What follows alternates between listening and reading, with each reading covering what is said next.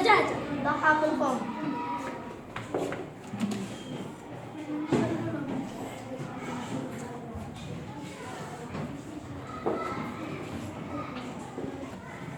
سأذهب لأرض الدجاجة،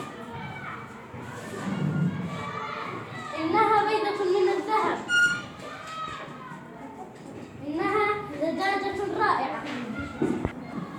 والآن سأذهب لأرض الدجاجة مرة أخرى إن شاء الله ألقى بيضة ذهبية.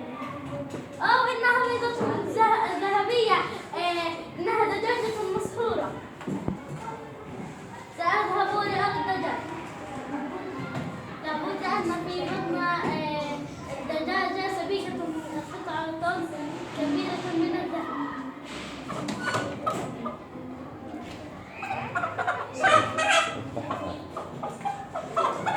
أعطيني السكين، سأصبح غنيا، أصعد سلم الغنى مرة واحدة.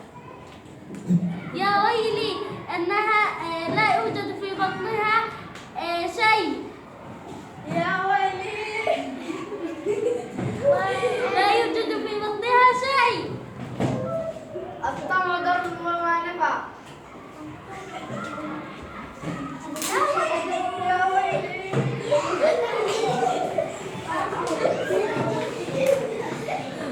ويلي لا يوجد في بطنها شيء.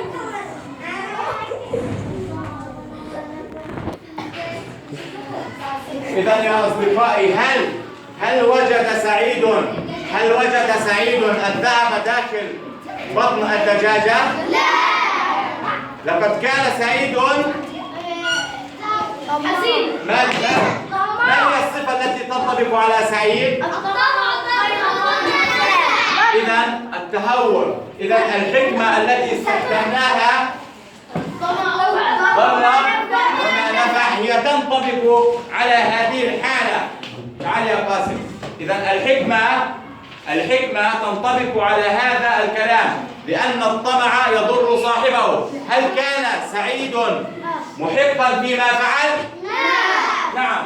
لا. نعم ولا لا؟ لا. إذا سعيد كان طماعا، ولذلك لم يجد الذهب في بطن الدجاجة. يريد أن يصبح غنيا مرة واحدة. إذا ماذا نطلق على سعيد؟ لو أعطينا سعيد صفات ماذا نقول له؟